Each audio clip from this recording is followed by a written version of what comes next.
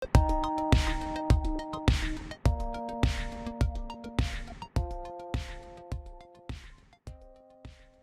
us a lot of water. Okay. This is unscripted. Okay. Or is it? Or is it? I thought you were going to do the pratfall when it came out. I was really hoping this would become a celebrity deathmatch reality elimination competition. It will. Okay, good. I'm really happy. I'm really looking forward to that. That's the second act. Part 2. So welcome all, and welcome lovely panelists. So you guys are all reality television executives coming from many different parts of the industry and having come from many different backgrounds. So the first and most important question, I think, is how much of reality TV is real? Let's stop calling it reality. Let's Okay. call it unscripted. Okay, why do you prefer that? I don't know, it sounds classy. How much is reality real? Well, it's real in the sense that, for the most part, they're human beings that we're filming. I mean, we avoid animated characters as a policy. I think it's always a matter of degrees, but at the end of the day, 99% of what's going to end up on camera is you're pushing somebody into a situation. You may create the situation to an incredible degree, but you want them to say something that they're thinking and what they're feeling, not what you've written down. Because you'll make them say what you want them to say in the edit bay. So you want the original thing they say to be real, and then you'll just totally screw with it and change it around. So you're really owning that part of it. Yeah, no, I mean, and anyone who's up on this panel that doesn't own it is totally full of... Oh, wow. Guys, he called you out. You have to create the environment, and you have to allow the characters to react in it. We don't want to put words in their mouth, and what they say is going to be better than anything we could script on our own anyway. And there's just an authenticity to it that I think people like to absorb, they like to watch, they like to connect. And if we were just to write words on a page, then clearly it would be scripted, and it wouldn't be as entertaining. And it's much better when the producer just whispers it in the person's ear than because a lot of these people that are on reality television can't read, so it's a lot more effective. Wow. All right, what about you guys? You're a much quieter side of the stage. I think we're absorbing it all the way through. No, I think it's one of those things once you are dealing with real people, they have real emotions, and so there's that part of it where that's one of the reasons why people love unscripted television is because you don't know what's going to happen. They react in a way that you're like, did we catch that? Do we want to catch that? So it's really interesting because that's what makes it so fascinating. The truth is often stranger than fiction. Yeah. And there are people on TV that you're like, you cannot write this person into existence, and there they are in flesh and blood. So it's always really exciting. And then it just depends on what it is. If it's more formatted versus a docu-series, then obviously, that's going to be a whole different thing where you might need them to say something in a more succinct way of I cooked this. This is what I'm feeling like today. It's just to help with the storytelling. Yeah. But there are genres and there are formats that you can't script at all. For example, some of the procedurals, like TNT has a show called Cold Justice. We follow detectives and a prosecutor and investigator. You can't put words in their mouth. You just show up. Say what time and it is. say the time and day of the week. New season, June Finish 20th, the plug. 9 p.m. Finish that plug out. Hey, we're shameless. We're unscripted No, execs. that's Showtime. Shameless is Showtime. And scripted. it's scripted, yeah. Okay, so this is interesting because I feel like I'm hearing a lot of acknowledgement of what we as audience members assume is happening behind the scenes. It sounds a little bit like you're creating a situation. You're kind of creating a maze for lab rats a little bit with your premise. It certainly depends. I think what Rachel was saying. It depends on the type of show. A lot of the shows that I do are very survival based, right? So, for example, my kids' school, they're always asking for donations and set visits. Can we get a set visit? I'm like, I can't put you on one of my sets because people die on the set. We did a show where we were in 8 different countries in the jungle and everything else. My crew got attacked by killer bees. legitimately. It was amazing. Wow. A guy got hit in the neck with a flying fish. It went through his neck. It's I can't send you out there on this boat, and do that. So and that was a formatted show. That was like a Man versus Wild type show where we drop somebody in the middle of nowhere. He's got to get out. We can't make that up. Yeah. That stuff is not made up. Best set visit ever. It's terrifying. But there's others, you know. I always counted like the real stuff I do. I put a show in here called Jersey on Ice. You know, about 3 figure skating coaches in Jersey that would scream at their kids, and we'd, you know, it's like, you know. Sorry, hold please. You know, it was like real Jersey. It was just that real sort of dynamic thing, and you make them sort of play it up. You know, they were, and the best part of it, right? They knew they were on. I think it's very meta, right? People know now what reality is. They're all grown up with it. So off camera, when the camera wasn't rolling and they're off, you can hear them talking to each other. It's like, you got to bring up the energy. They're telling each other, you got to bring it up. And they would say that their catchphrase was $1 million. $1 million. You better bring it up. This is our time. So they knew what they had to do without us these days having to say anything, like to make themselves bigger characters than they would appear. I think the real problem is, all joking aside for 15 seconds, my company set out with the sole purpose of creating content that was joy, happiness, and change. And so it was about trying to find and put people in situations where we could change their lives, and ideally for the positive. And the biggest problem to that point is that the majority of people who want to be on reality television have now grown up in 3 eras of reality television, so that by the time they show up, I'll sit down with the person who we've just surprised, who got nominated by their family, doesn't know, whatever, and they're like, you know, did I cry right, or should we do that? Like, should I do that again? And you're like, do what? Like, yes, you should. And what I want you to do differently this time is, that's all I got. Yeah, I think that's why, like, producers, when you find that really genuine person who you just want to see, and then because they don't have that degree of, like, really, like, TV savvy where they're like, this is my best angle, I know that for you, and you're like, what's happening? When you just find that really great, genuine person, like, those are the people that usually pop because you want to watch them because they're so authentic, which I think is, like, one of those trends that people are going for. Like, they want real people on there, not someone who's It's probably the proliferation of like the redneck culture that popped up a couple years ago with the Duck Dynasties and the Honey Boo Boos, because they were so authentic because they weren't your traditional reality viewers. Meanwhile, They probably totally weren't as scripted. exposed to it. Well, yes, it is. But they started irony, as anyone? authentic. No, but a lot.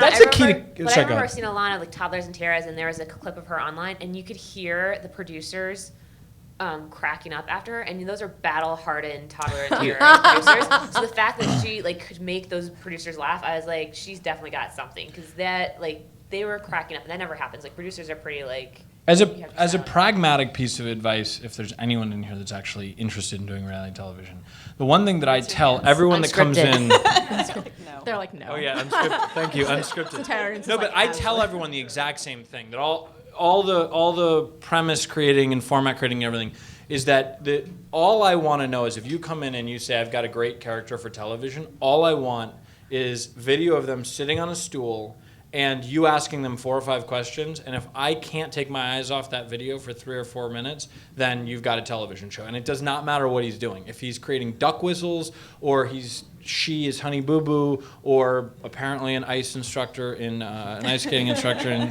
So this actually leads to my next question, which is... You're welcome. Thank you. Which is unscripted. Which is, how do you approach... So I know that some of these shows are developed around a specific personality. And also sometimes you have a show and you call up a person in your casting and you say, I think you would be great in this. What is casting like for these shows? I mean, what do you guys, you sort of said a little bit about what you were looking for with authenticity, but what is authenticity? When you put them in front of a camera, doesn't it immediately become a little less authentic? It's somebody willing to be real and be vulnerable and expose themselves, because you can, if you've been a reality producer and exec for long enough, you can sort of cut through that bullshit, because they put up that wall. And what people don't want to see is that scripted version of themselves. They want to see the raw, the emotional, the vulnerabilities. You want to see them break down and cry, and you want to sort of get to that point. And that's sort of like, at least for me now as an exec, that's the casting process. And we're trying to weed through that bullshit, but we rely on our producers to guide us in the right direction. Well, it's like, Charlie has a brand. So he has a filter that he puts on for his company, right? Joy, happiness, change. Yeah. I tend to, for when I look for in characters or in people, I look for worlds where people are sort of like subcultures, and then like subcultures of subcultures, where people are sort of living by their own rules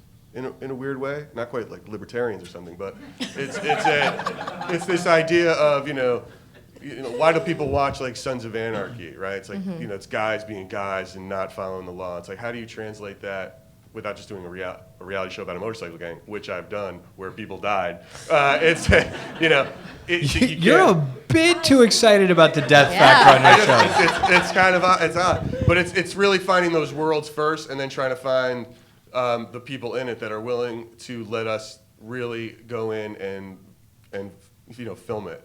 Give us full access to it, because that's always the trick too. For a lot of the stuff that we do, it's hairy. You're letting someone in, and they're going to be doing things that might not necessarily be, whether they're legal or it's just it's hard for them because they are so remote. And a lot of our shows are in Alaska. People go to Alaska for two reasons: they're running from something, or they're hiding from something. I mean, it's horrible living up there, but they live, and it's how do they do that? And it's like, okay, well now here comes this crew, and it's like there's a fear of don't judge me for how I live, and you have to. We try to get those people, like those people, like how did you do that? How did you make a life for yourself there? And can we please tell your story? But I think there's like Charlie's point, like you would find that subculture, like motorcycle gangs willing to die. And there might be multiple ones that all want to be on TV, but it's the factor of like, can you look away from that person? So like if I was doing a show about teachers, I might find a group of teachers that specialize in a certain, they all teach French. But it's that 2 or 3 specific teachers who not only just are willing to be on TV, but like have that thing where you can't look away. And it's so elusive, but you know it when you see it. And it's like not 1 in a million, but like you can see 500 people and you see 2 and you're like, those are the people I want. So it's that horrible like cliche of the X Factor, or that thing where you're like, I want to spend more time with them in my television. Yeah. I mean, it's interesting. You mentioned Honey Boo Boo before, and I think that Here Comes Honey Boo Boo is a show that in my writing of it has turned out to be very controversial. In an intersection between people who find it to be exploitative and people who find it to be funny in a look how dumb these people are way, and funny in a this person is genuinely funny way. And there's like a lot of, no one seems to quite agree on how they're supposed to feel about it. Well, let me clear it up for everybody then. Okay, please. The world according to Charlie. Or as you call it, the world. Pretty much. Look, here's my opinion. I hate Schadenfreude. I hate the idea of like, look at them, they're less than me, they're stupid, they're whatever. And frankly, like, let's not pretend that that's not exactly what Honey Boo Boo Child is. Even to a degree, ironically, that's what Duck Dynasty is. Duck Dynasty is uber successful guys who figured something out. They shot 3 versions of that pilot. In the first version, they didn't have beards. So like, that's positioning. That's saying, like, I don't want to watch a bunch of rich people, but I will definitely watch a bunch of redneck rich people who look like dumbasses, even though they're actually successful businessmen. And so from my perspective, I'm hoping, and obviously I've bet a lot of time, energy, and money on the idea, and I think it's proving out right now, that era, and I think there have been these eras. There's been the like, oh my God, that's real, which was the first era of unscripted television. And the next era was game show, which was like, we're going to give you $1 million to do whatever, eat bugs, sing, create things, guess trivia. Guess what model is holding the $1 million, like whatever it is. And then there was this era that we've been in for a while, which was Schadenfreude, which was like, the Kim Kardashians and the whatever, which was like either giving rich people a comeuppance or looking at people who are in the redneck culture or the Appalachian culture or are in some sort of hiding from the law in Alaska culture. That's been about like, my life is better than theirs, so I'm happy to sit here for an hour and either laugh at it or whatever and judge it. Yeah. I think that if you look at the ratings, though, consistently over the last 15 years, the highest rated shows on television, we talk about Honey Boo Boo, but when you talk about what the actual rating of Honey Boo Boo Child was, especially in the demographic that advertisers care about, it was nominal compared to what the real hit shows are. I mean, American Idol, for everything that people are going to say about it dying, it's off 20-something% this year. It's still in the top 10 in all 4 demos. And so, like, and that's as much as the beginning is got that kind of like Schadenfreude of like, you can't sing, there's a positive aspect to it. The Voice is the highest rated unscripted show on television. It's all positive. It's all about like, I'm a huge star and I want to make you a star too. And I think that's where the I hope to God, that's where the movement is going. If you look at both of those let's look at like Honey Boo Boo or Toddlers and Tiaras, where it came from. Toddlers and Tiaras has been on for seasons. And I certainly look at it, and I have a little girl, and I would never do that, right? That's just not my thing. But those people on that show, it's not like a secret. It's been on for years. They know what show they're going on, and they keep going on. And why is that? It's because it's actually a quite honest depiction of what happens in that world. They are not embarrassed or ashamed of what they're doing or how they're portrayed. And that's why the competitions keep giving them access to come back and film. People are asking them to please be on it. So, we can look at that show and say we're making fun of them, but that's just that's our own Yeah, baggage, but we're doing. right? But that's the Nazi defense, right? That's like, oh, I had to pay the bills. No, but it is. That's what it is. Because what you're saying is like, those people want to be on television. They want to be famous. That's why they have their daughters dressed up like they went to Earl Shine to get makeup on, and then they've got to stand there and do their thing. Like that, you're the only one that got the Earl Shine reference, just for the record. I don't know what that is. Like they paint cars at Earl Shine, so it's a lot of makeup. Thank you. We're good. Thank you. There's like a generational break there. Yeah, thank you. I keep saying it wrong. Shut. I know. Yeah. Oh, that's why you weren't laughing at the joke? Right. No, but there's just because people are willing, people kept going on American Idol for all these years and were tone deaf and all this other stuff, and there was still the exploitation. Just because people know they're going on doesn't mean it's not exploitative. And the audience is still watching it to have that exploitative moment. Do you know what I'm saying? Yeah, but I mean, look, we're in the TV business. I mean, everything we're doing is somewhat exploitative to a certain degree. So, Well, it's that's an gotta interesting thing to say. I mean, we're in the entertainment business. We're putting on We're there TV to show entertain. to entertain Yeah. people. But like, entertain and exploit are not the same word. well, I mean, even a show that is supposed to be like altruistic or something is not in some respect exploitative to that. That was like person. acid in your mouth, right? You know what I mean? Well, they're not dying. They're not dying. Exactly. Everything. Actually, some of them are, but it's just more of a Make-A-Wish you thing. You inform people a certain that is a whole world, right? Like the Toddlers and Tiaras world is that young children beauty pageant thing. That there's a whole group of people who are obsessed with it. Absolutely, but and we're showing that, they're documenting it and showing it every week.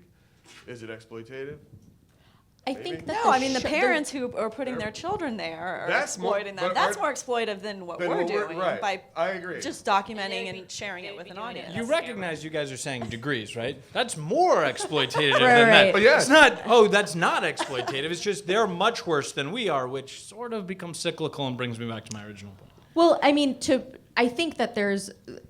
So it's interesting because I think one of the reasons that we were talking about the Schadenfreude with viewers is because we do look at these shows a lot and we're like, those are bad parents. I'm a better parent than that. And I also think that a lot of shows are edited and like sound effect mixed to encourage you to feel that way. Well so then take that and then go to like, Here Comes Honey Boo Boo. Yeah. Now, that one is certainly more the sitcom, right? They turn that family into a comedy show. It's supposed to be like, or start out as like, how do we do the real Roseanne, right? Like that's the whole idea behind starting it. And that you sort of know they're in on the joke a bit because like even in the main title sequence, like she farts and like they all laugh and they're like, Mom, and it's, it's like, okay, so now we know right away what we're walking into.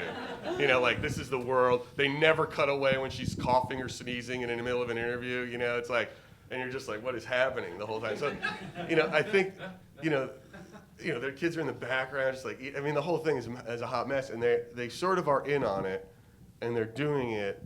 And when you talk to them about it, it's literally changing their life, right? I mean, yes, it's 100% exploitative. But they know it. They're willing to do it. And But let's revisit them in 4 years. Let's revisit them when they are because that reality, that thing they call it wounded. What did they say? Wounded reality warriors is like it's what child actors were during the 80s. Like because it's not like there's union, it's not like there's guild, it's not like there's anything that's actually protecting them. So once you go through this thing where you're in on it, and let's be honest, they're in on it. But even if they're getting huge Jersey Shore cast member amounts of money for the episodic. That flame only burns. It's not like Roseanne, who that show went 4 years. She made $600 million. They're gonna go. Honey Boo Boo's off whatever it is 30% again this year. So that show's probably got maybe a season and a half left in it before it goes away. So what happens in 18 months after that? By the way, I'm not defending people. It's free choice. People want to do what they want to do. That's fine. They want to be on the show. The producers want to produce the show. Everybody's cool sleeping at night. That's cool. Everyone can do that stuff. What I'm saying is, I'm just secretly not secretly, obviously. I'm just hoping that conceptually we're getting to a place where the underlying premise of entertainment isn't look at that guy fall down, or look at him get kicked in the nuts, or look at him whatever it is that has to happen that's painful to that person, whether it's psychological or physical. The effects of what are going to happen to whatever Honey Boo Boo's actual name is, whatever's going to happen to her, Alana, whatever's going to happen to her 10 years from now, like, she's not going to college. She's barely going to school. So, like, where does that, I'm sorry, I don't mean to pontificate, and I certainly don't mean to not be funny at 11:20 in the morning. Well, I mean, it's an interesting question. I mean, I think that I think there have been surveys done about this where if you ask everyone in America who wants to be on a reality television show, there's like 13% of the people are like unenthusiastic, like yes. Oh, hold on, because we commissioned a study on this. Okay, let's do it. 24% of our generation knows they're going to be famous. Oh. It's the highest percentage, like, ever. 24% knows they're going to be famous, not thinks. And the question was a multiple choice question. And one of them was none of the above, but two of them were, do you think, do you know, do you want to be famous? And they didn't pick want, they picked knows. That's what we're up against. That's why I'm saying it's exploitative, because even if the producer, look, I can basically walk into any town I want, say I'm filming a reality television show, and I'm shocked when the person says no. Like, that's where I'm at now. It used to be like I had to convince people. Now it's like I have to turn people down, and that's really where it's going. So why? What does our generation want to be? Know that they're going to be Kardashian. famous? Yeah, famous. They think that they can get famous off of doing nothing. Yeah, they can marry Kanye off of exploiting West. themselves, and that's it's an unfortunate reality. But it makes everybody's job much easier because you have a wealth of talent that you're now working with, and you can choose the best of the crop. So when you say they want to be famous by doing nothing, you mean just like being pretty? Like, I mean, I have no it's idea. been proven. They think, but in fairness, again, the other side of that is, in fairness to Kim Kardashian, wow, I never thought that sentence would come out of my mouth. I have a lot of respect for Kim Kardashian. Kim Kardashian is probably one of the hardest working people in the world. Absolutely. Like, she's going out and she's created this thing. I mean, she went through a very weird path to do it, but she... and frankly, did a lot of work to get it initially done.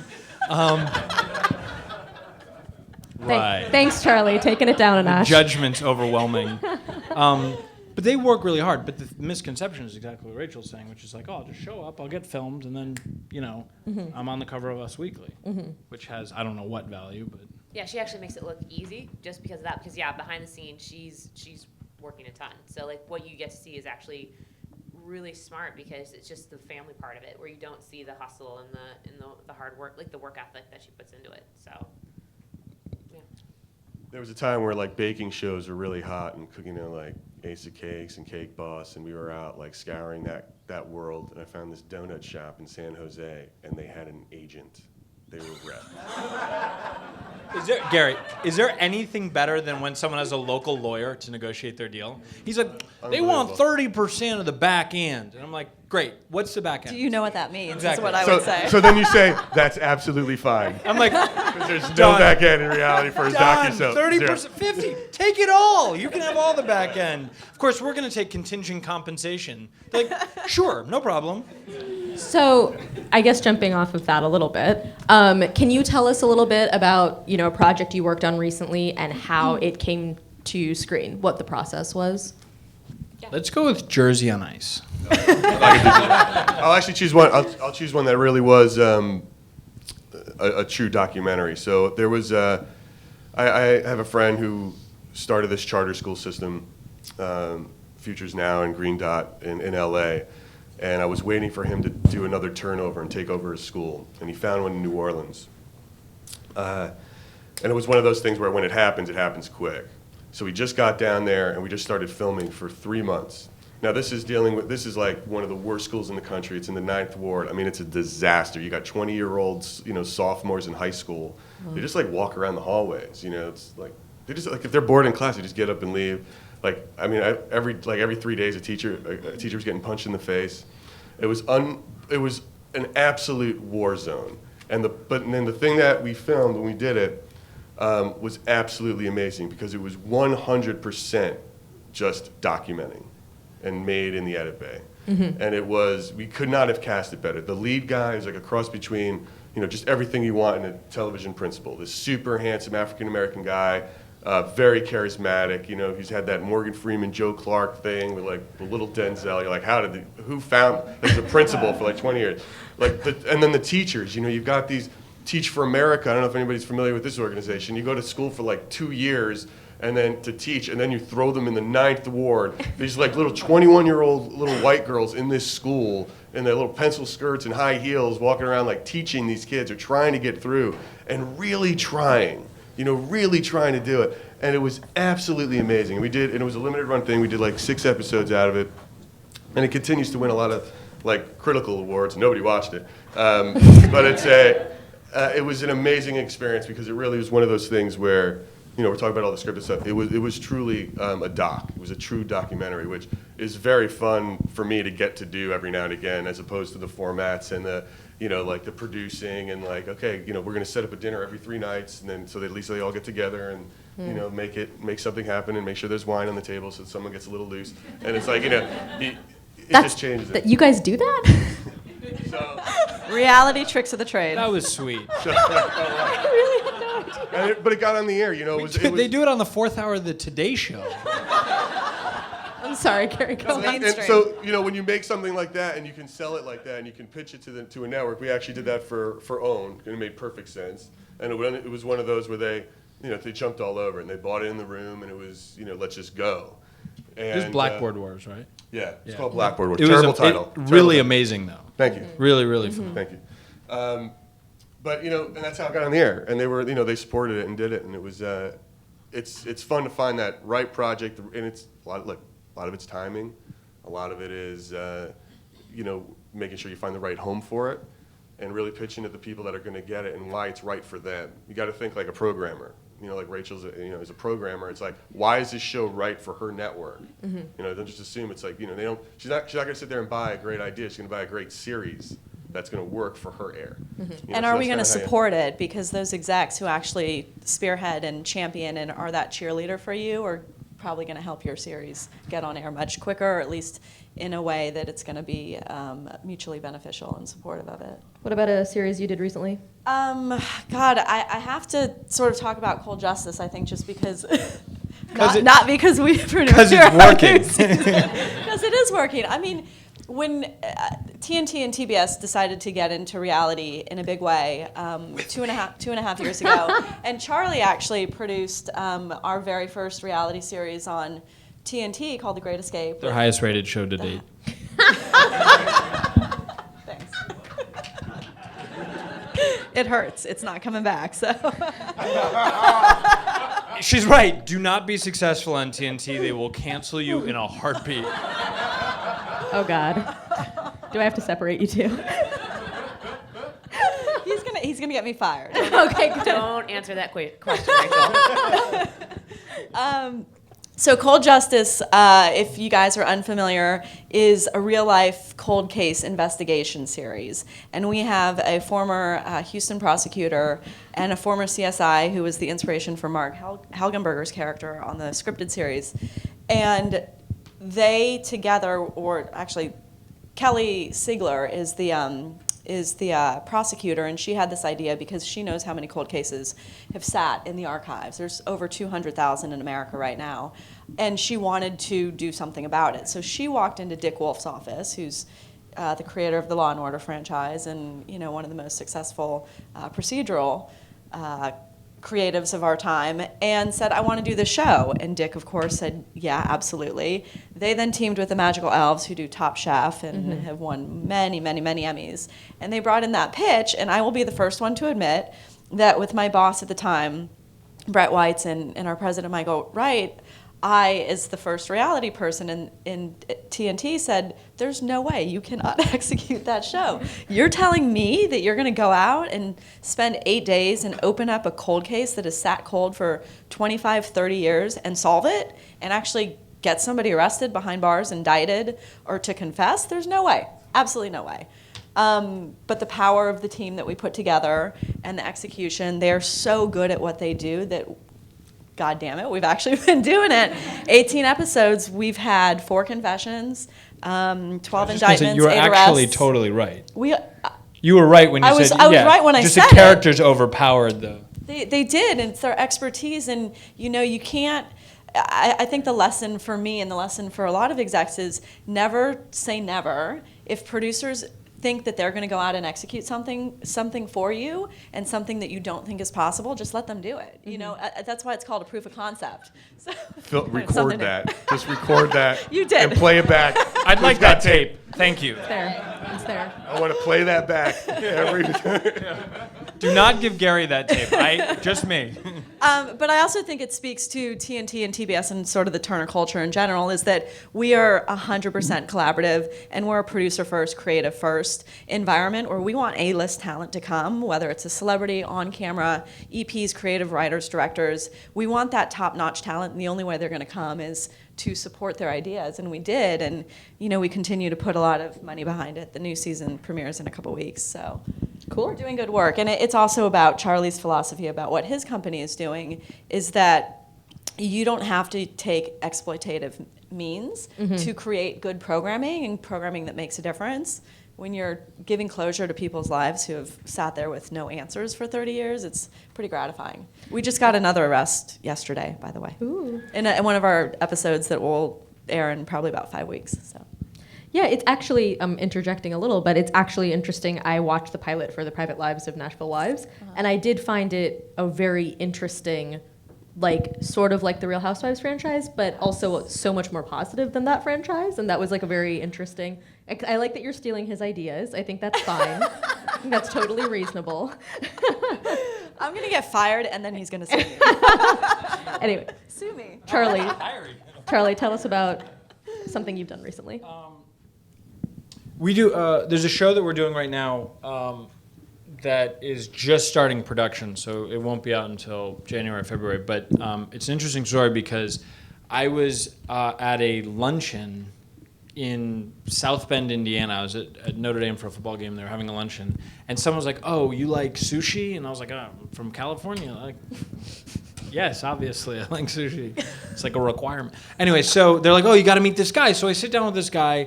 And he's just you can't take your eyes off him. He's so entertaining. He's not doing anything that's particularly proper for television, but he owns these mega successful sushi restaurants all over the world, and he's selling his company. And so I was asking him, how do you start your businesses? How do you get the idea for the businesses? And he's like, well, I don't. I find ones that are working, but I know how to run the business better than they do, and so then I do this thing. The Warren Buffett strategy. Exactly. And I was like, wow, and what's your background? And he's like, well, I was the youngest detective in the history of the New York Police Department, and I left the police department after 7 years because I was in a bank shooting, and I shot the 2 guys, but they shot my knee, and so, I used the pension to become the most successful club promoter in New York, and then I was like...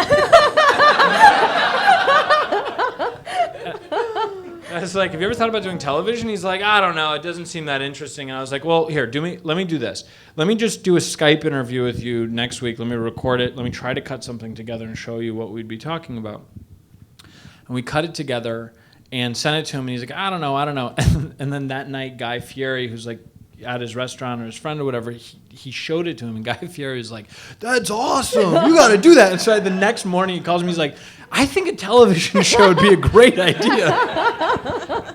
And we became really good friends, and we figured out how to do a format, and it took 7 months because the guy's super busy. But when we went into rooms and we sent the tape ahead, and it's literally him in a hotel room, and there's a bed, and his wife and his her little dogs are up on the it's janky video and not, but you cannot take your eyes off of him. And then the format is just kind of Shark. I have a show on CNBC that's called The Prophet, and it's it's like Shark Tank, but it's just straight up and down real. And what was amazing about The Prophet was it was similar to this situation. I was doing a special, and I wanted Faith Hill and Tim McGraw to be in the special. And so I tracked down their manager, and we had lunch, and he's like, there's no way in hell they're going to do that. But are you doing other stuff? I was like, yeah. He's like, oh, you should meet this guy I know that owns Camping World. He'd be great for television.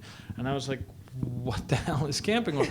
So he came in, and again, Marcus, like the minute Marcus opened his mouth, you were like, oh my God. And that plays into what's, so I have two filters I look at for television shows. Is it joy, happiness, and change? That's one. That's super important. The second one is, can I build a business out of the back end of the show? Mm-hmm. Because the truth of the matter is at very few places, TNT is actually the exception to this rule, but most networks, they're going to take everything. Like they don't, they know what they're giving you, so they're going to take everything. And so it became increasingly important to me to be like, okay, well, what's the business? In the case of Marcus, like he's buying companies. And in the case of this other show, he's building restaurant franchise and he's doing it, but he's doing it organically and separate and apart from the show. So it's not like, on the Kardashians, when they start a clothing business, right, on the show, the network's like, well, yeah, we're going to take a piece of that because it's going to launch because of this. But you're saying there's like a sustainable side to it. And it's pre-existing business. Right. So we go in and we're like, hey, this is, we figure out relationships with the businesses, which sometimes even if the show doesn't sell, we still are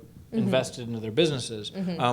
And that's become a much more interesting, certainly more profitable version. Basically, Charlie's a better person than you, and you guys should all feel ashamed. No, Charlie's taking your money. That's what he's saying. I mean, it's not exploitation. It's not on-screen exploitation. I take the bank account exploitation. I take the Disney approach. I want you to feel really good when you're giving me your money. All right, Christine, I want to give you one, and then we'll open up to some questions in the audience. I would say like one of the things like for me, ideas. It's the ones that you really are passionate and inspired by. So one that we just finished for True, we wrapped up probably a week ago, is kind of I can't say too much about it, but it's a generation, kind of the next generation of a talent show, where it's 10 teams competing to kind of recreate moments in pop culture. And why it's cool is because they are performers in a sense, and they're so passionate about what they do that working with them was just a pleasure. And we were on set, and all the crew, time and again, were like, this was one of the best shows that I've ever worked on. This was so like positive. This is gonna be awesome. And you're like, don't jinx it. Let's not talk about it. But for that's gonna be so cool because it's gonna be super visual, really fun, very positive. It's supposed to just kind of show you a different take on a talent show. So I'm really looking forward to that one. Awesome. Yeah. Cool. When you can walk away from a project like that Christie's talking about and have your contestants or your subjects come to you and say, you've changed my life, you've affected it in a positive way, that's the most powerful feeling we could get as execs and producers. The judges were like, thank you so much for letting me be a part of this. And you're like, thank you for doing this for us. But when they come back and actually say thank you, it was an awesome experience, like that's the highest compliment you can get. That'll change when the show's a hit. They'll be like, thank you for letting me do this. Now I want 10% of everything. I feel like when I see those moments on reality shows, I don't believe them. But you're saying these happen. Yeah. Oh, they absolutely do. They absolutely do. They absolutely have. In fact, the thing is that, and this is the premise of what we set up to do, was, I don't know how to put this. I was interested in creating programming that made me, the people who work for me, and the people who are part of the show remember what it was like to not have cynicism. Mm-hmm. Like, what is it like when you're your 9-year-old self and you're just excited to do it? And the thing about the reality shows that we have really focused on was to tap into that. And the thing is, look, you can go to Disney World and you can feel two ways. You can feel like you're getting ripped off and you can be cynical and pissed off about it, or you can watch the other people walking into Disney World and you can be like, holy crap. Like this little kid, his mind is blowing up right now as Mickey Mouse is walking up to him. And that's a beautiful moment. And if you can create that, like I watch, my favorite show on television in the summer is America's Got Talent. I love America's Got Talent. I am laughing out loud. I'm like cheering. I, by the way, live by myself, so I'm a nutter, but that's fine. But I like it because if you remove the cynicism, if you just approach it as like some of these people, some of these talents that they come out with that they've clearly been perfecting for 30 years, because it's not like you all of a sudden learn how to throw cups on your head on the top of a unicycle. That is a thing, That's by what the you do way. your downtime. Yeah, exactly. That there's like this amazing thing that when that gets validated by 5,000 people, you watch these people fall apart. That's beautiful. And that, by the way, the highest rated thing in all of television is the Olympics. Right. By a Yeah. wide margin. And what is the Olympics but for the least cynical thing in the entire world? It's the one time when the whole world doesn't care if you're French or you're Iranian or you're whatever. It doesn't matter. You show up and you compete on the same field as everyone else. It's beautiful. For me, that's what you have the ability to do with reality, unscripted television, is to go in and say, like, if we create the maze, and the maze is exactly what we do, we put cheese in the middle of a maze, and you let them try to figure out their way, but if you did your job properly, that each discovery they make is going to be... You know. Yeah, like one of our guys on Fake Off, he is a performer and he lives with his grandmother. And so we were doing this kind of casting package with him, and it is awesome. He's like, I love my mom, and he's like, wait, don't use that. He's like, I love my mom in private. I'm a man. I'm a strong man, and I'm a performer. And it's like he's so genuine, so authentic, and he was just like, I want to be on this show because it's going to change my life, and I could probably do what I love to do after people see it. But yeah, it's like it's people like that who just kind of really inspire you, and that's what makes me excited to be still in the business. I like that the most popular formats right now, I mean, AGT is the highest rated summer show right now. The Voice is the highest rated show. Those shows are about super successful people rooting for you. Yeah. You know, like they come out and the first thing Howard or whoever says is like, I want you to succeed at this. Like, I don't want this to be a bad experience.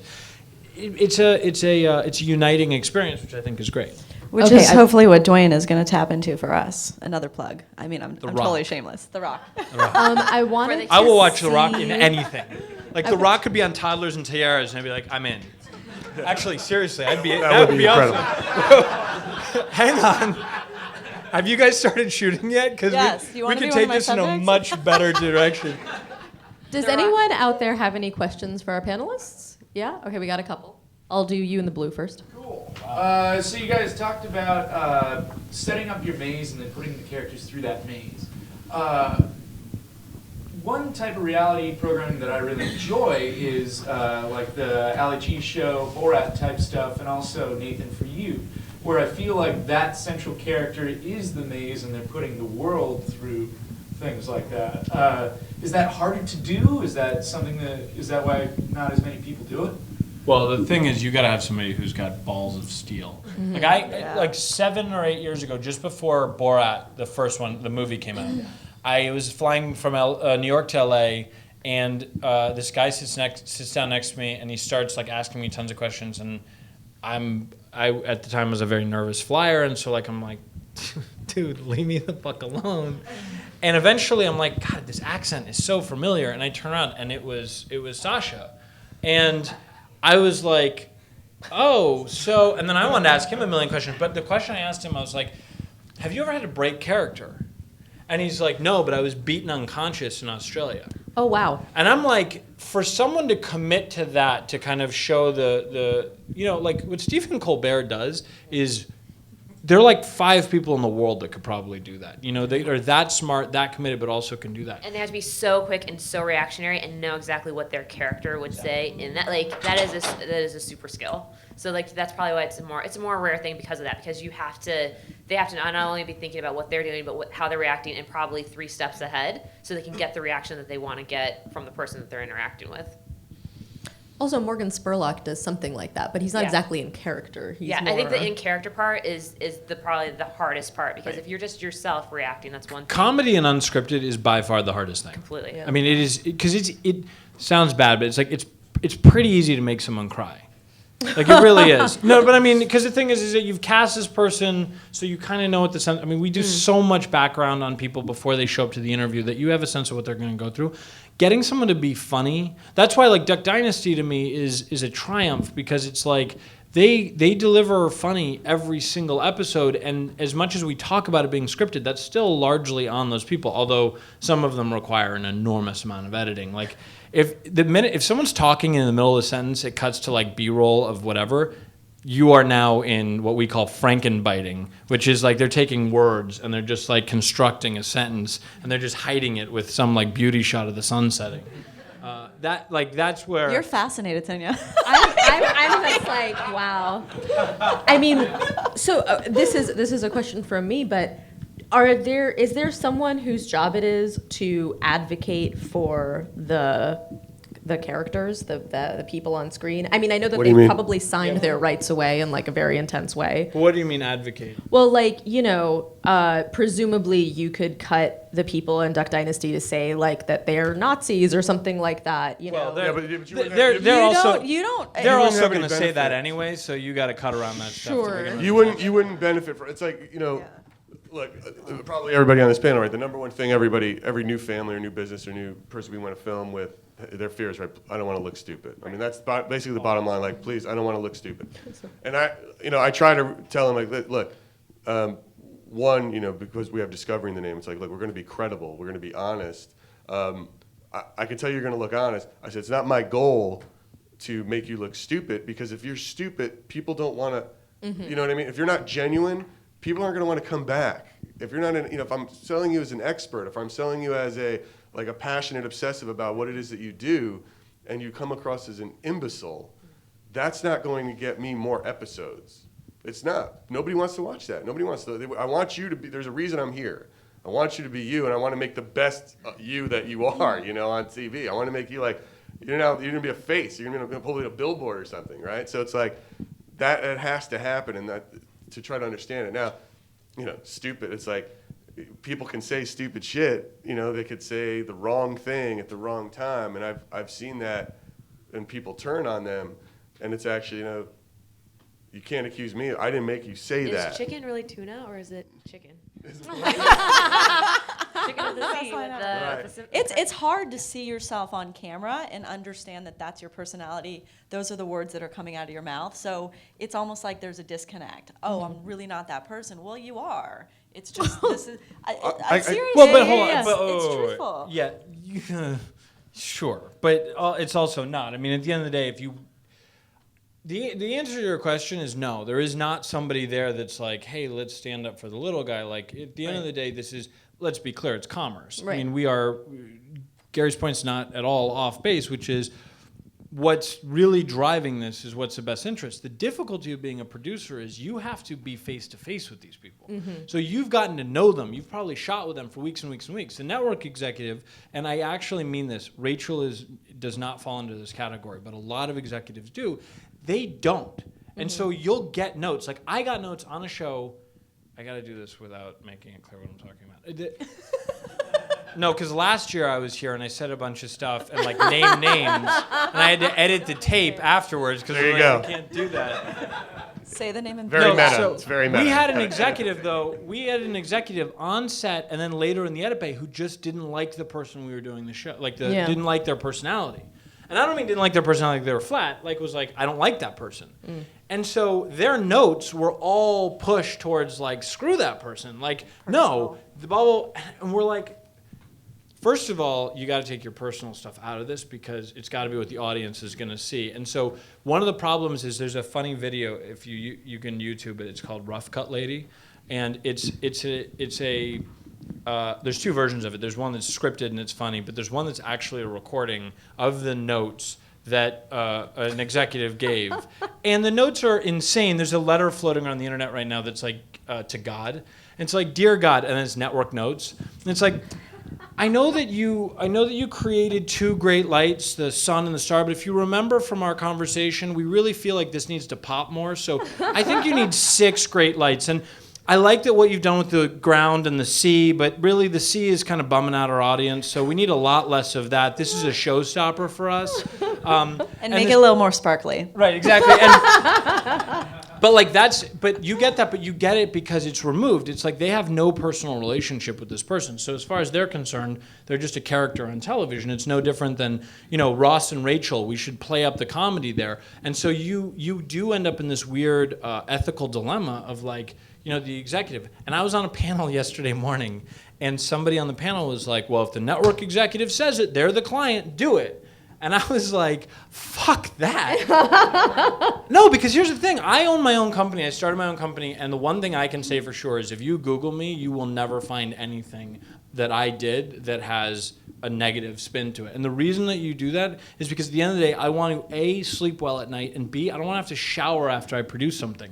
But I will say quite clearly that is not the governing thought process in Hollywood. I mean, there are companies that are based entirely on that type of exploitation that have done great work for MTV and VH1 and all these networks that live in that space, but there's definitely no advocate like in the edit bay who's like, whoa.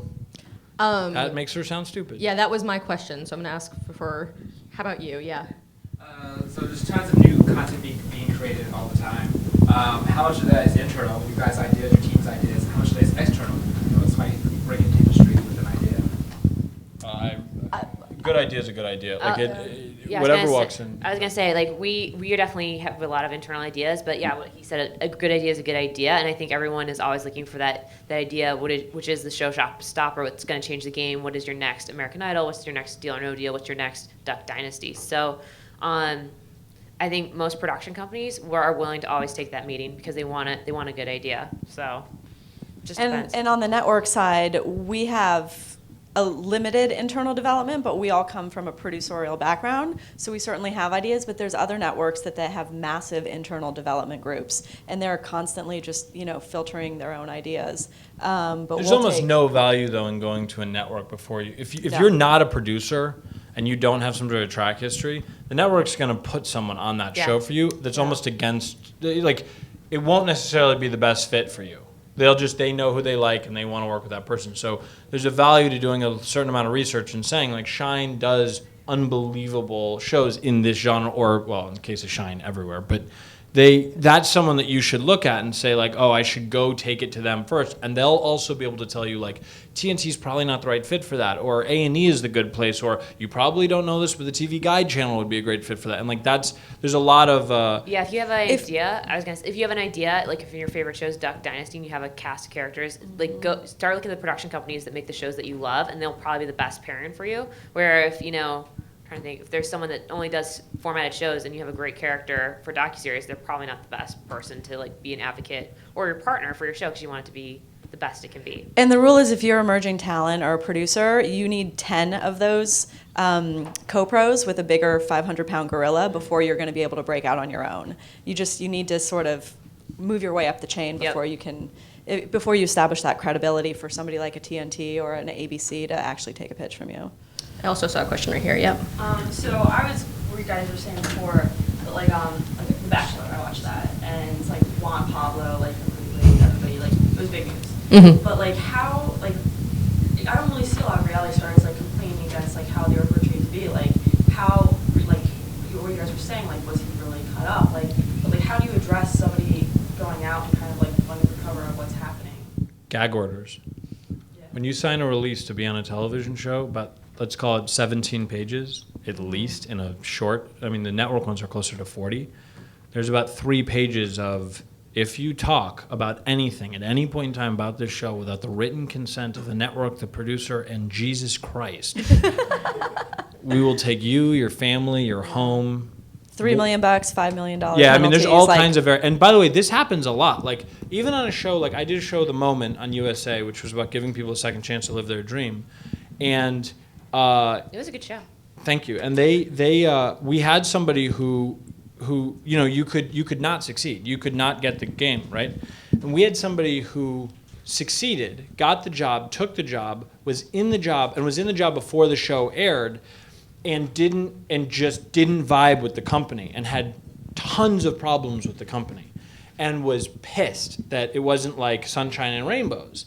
And we were like, look, we got you the job, but like, we're not there to keep you in the job. And I was already like having to fly back and meet with the CEO of a Fortune 50 company and like have negotiations with them and like all this stuff to keep this person there working at least long enough that the show is going to air, because the person's spouse wrote a letter to the CEO of that company that was like, and I'm going to do this and I'm going to do that and I'm going to blah, blah, blah. And I got a call from the CEO and he's like, this person's done. Like, done, gone. And I had to call them and say, like, look, you need to send an apology, or this is out of my hands. And once it goes out of my hands, it goes to the network. And when it goes to the network, they are literally going to destroy you. Like they're not going to stop at anything, because as far as they're concerned, they completely honored their side of the contract, and you're not. You are being irrational and all this other stuff, which is a gigantic danger in unscripted television. Is someone who chooses to be on television, who's like, I want 1 million people to watch me do whatever, that person's probably a bit off. Oh, God. No, I mean, they are. I mean, let me ask you a question. Would you want your personal life in front of 13 million people once a week? No.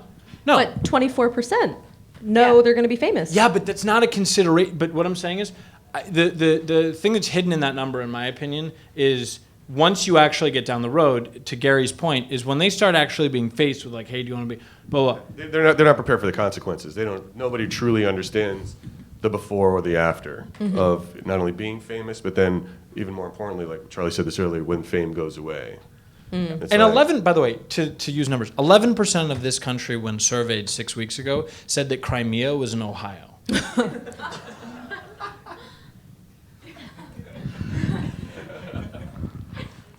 I think the education system's working. We are off topic.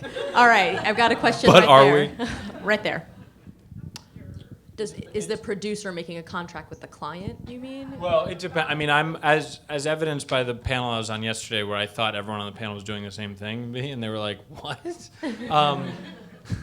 And then they were like, "Do the networks know about that?" And I was like, "Dude, you're on a microphone. Shut up." Like, anyone in the audience with a network? Because you need to leave for the answer to this question. It depends on the show, because I'm more than certain you probably weren't paying people on Blackboard Wars, right? No, we paid the school on that because that's a whole different animal. That's like you can't pay teachers, you can't pay the kids. Obviously, you can't do any of that. Can't pay cops. Can't. Yeah, we gave charitable donations. We gave to, a like, location nonprofits. fee to the school on that show, Wait, why? Just just because so that they're- we could like Just almost like rent. rules, We just took an rule, like- office. They're broadcasting they're first of all, they're standards and practices laws, so depending on what you're saying, you have to tell the audience. But like, for example, if you're a reality, let's just use The Moment for example. It's a little bit like jury duty. Like, you agree to be on the television show, you're coming to live with us for 2 weeks or a month or whatever, you're going to get a weekly stipend, we're going to cover your travel expenses and that kind of stuff, but you're not getting rich off of that. If you're Kim Kardashian and they're doing a follow doc about you where they're living your life, the first season they're probably paying you a minimum amount of money per episode. But if the show works, I mean, as evidenced by Jersey Shore, those guys were getting like $100,000 an episode by the third season of the show. To answer your second question, more or less the way it works, if let's say you have a cupcake company and you're going to do a show on Food Network and you're launching the network, more than likely the network's going to want some what they call contingent compensation, meaning that anything the producer makes that's somehow related to the television show, they're going to want a piece of that. And secondarily, they're going to go to the cupcake company and say, you have to give us a percentage of the food. What we've done with a lot of these companies is we've said, show us your books for the last 3 years. We'll take that number, we'll go 25% above that number, and whatever you make over 125% of what you've currently made for 3 years, that's clearly because of us. Like, you don't jump 30% Right. over 3 years, 130% in 1 year unless you're on television. We want pieces of that. Like, we're going to participate with you because we're doing that for you. That's generous. Most networks take a gross number off your company. So they're going to take, Like the you make 100%, Kardashian- they're going like to the take. Kardashians, there's the Kardashian clothing collection. Kris Jenner had her own talk show. Like, those are all kind of things that happen because of the Kardashian show. And then like Cake Boss or something That like Ryan that. Seacrest is happily well, and taking a big piece. It's the Bethany Frankel example. If you guys know her story, she was just a housewife who happened to have a gluten-free cooking business on the side, and then she ended up selling her Skinny Girl Margarita company to Jim Beam for $50 million. She had the publicity, the promotion in that vehicle to create Skinny Girl and launch But the Skinny network Girl, didn't and the get network anything. didn't get anything Which from is it. why now Which they is take now everything. why networks and production companies are like, we're going to take that contingent compensation from you because we're giving you the platform and the vehicle to create whatever it is, this brand, this merchandise. Networks, around how networks much- aren't particularly smart, but they're really adaptive. Like the business affairs. So they'll get screwed once or twice, and they're like, fool me once, shame on you. But like the second time, they're coming for it, and they're just going to say, you know what, we'll just take 100% of that. Right. Yeah, I was going to ask what kind of percentage of the... It depends. It Yeah. always I've varies. been part of. Here's the thing. tons This of is the different simple. deals. This is the best negotiating advice I ever gave. If there's ever a situation where someone either says to you, "Yeah, you can have 100% of that," or they say, "I want 100% of this," you want whatever they want. Like, I'll take half of that. Like, I don't know what it is, but I'm definitely taking half of it. Oh, the porta potty business? Yeah, I want that. Because and the networks oddly don't do that, and then they learn, and then after they don't ask for 50%, they ask for everything. I think we have time for one more question. Okay, there we go. Someone at the back. Yep. Just for context, before I answer the question, just for context, Fremantle, who produces American Idol and all other shows, they have a back catalog of unproduced formats that's 37,000 formats that are internal. Yeah. And so just like there are no new ideas. So like one of the things that happens is like I'll have guys come into my office to pitch me a show, and they'll be like, "I need you to sign this thing because this is my idea and I registered it with the WGA and blah blah blah." And I'm like, "Dude, I guarantee you I've heard this pitch before. And if I haven't, I guarantee you Shine and Fremantle, whatever.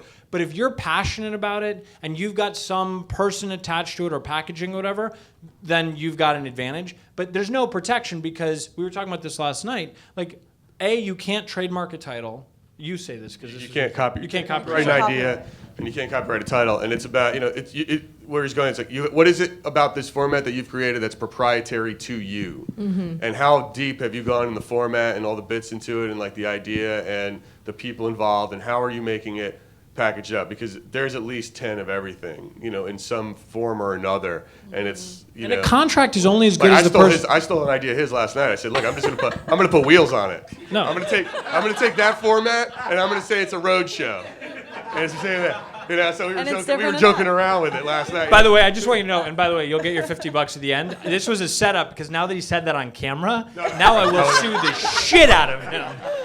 I would never do it. But it was like it was the fun of the conversation. It was really exactly what we were talking about last night. Like, how do you just can't. I mean, this happens to me constantly. It happens all the time. Contracts Your are IP only as good as the person who you're shaking hands with when you sign the contract. And so at the end of the day, your research you need to do is not into how you legally protect yourself. You have to look at the company that you're going in to do business with and determine whether or not that person is someone that's going to honor the contract. That's really all it comes down to. Do you trust me? And if you trust me, we should be doing business together. If you don't, no contract in the universe is going to protect you. No judge, no lawyer, no nothing. If someone pitching me an idea, I look the same way as a producer. Like if someone's pitching me an idea and I'm like, "Have you pitched it to other places?" and they're like, "Yeah," that's totally fine. But if they are actually done a deal or sold it to somebody else and then they're not being upfront with me, then I don't want to do business with them either. Because like if you're willing to do that, then what else are you not being honest with me about? So I think IP especially, it's definitely trustworthiness, which is terrifying because it is like, it's basically your word. So life's too short for lawyers. Yeah. It is, but I mean, okay. Life is too short to work with a-holes who lie to you. But a lot of the shows. I think I said it in English. You didn't have to translate it for everybody. If you look though, like the format business, it's primarily broadcast or some of the bigger cable, the broad-based cable networks like TNT and stuff like that. A lot of the stuff, it's like you're seeing family businesses. It's like it's completely proprietary because this is the family. Like you can have another. Hey, I pitched a show about a baking shop. Yeah, but you didn't pitch, Buddy. That's the show. Just because you had an idea about doing a show in a cake shop. It's the access. If you have the access agreement and you have the exclusive, which is what you should go after in terms of rights when you're bringing it to a network, nobody else can take that for the term of your contract. If it's somebody that you're taking it to on a trust level and you have the paper to follow, but everybody can pitch the idea of Boston's finest. I was gonna say, but they don't have the Boston Police Department locked down. You can't. Oh, we got to wrap up. I saw the finger. Yeah. But I was going to say, we do The Biggest Loser, and that's definitely an IP format where it's, there's a Biggest Loser Australia, there's a biggest, like that, because that is an entity that everyone knows, like that is that's IP for us. So, and no one can pitch Biggest Loser and not. But they could use that. The thing you have to worry about isn't if they're going to steal your idea. The thing you have to worry about is that you don't actually own your idea once you sell it to the network. So, because they're taking it as a work for hire, so you need to make sure you're locked to the project for life. Because what will happen a lot of times is you're locked for like the pilot or you're locked for the first season, and then they can literally just throw you off the show. Because unlike Britain, which actually has laws that protect people, the United States is like the wild, wild west. And they're like, oh, yeah, it's no problem that Fremantle, which is worth $6 billion, can just rip you off in the first season. Or worse, ABC, CBS, NBC, every network on television except for TNT. They're pretty good about lock. Like, that's where you gotta, you're like... Okay, on that extremely political note, we're gonna end this unscripted panel. Thank you guys so much for coming, Thank you. and thank you to our panelists.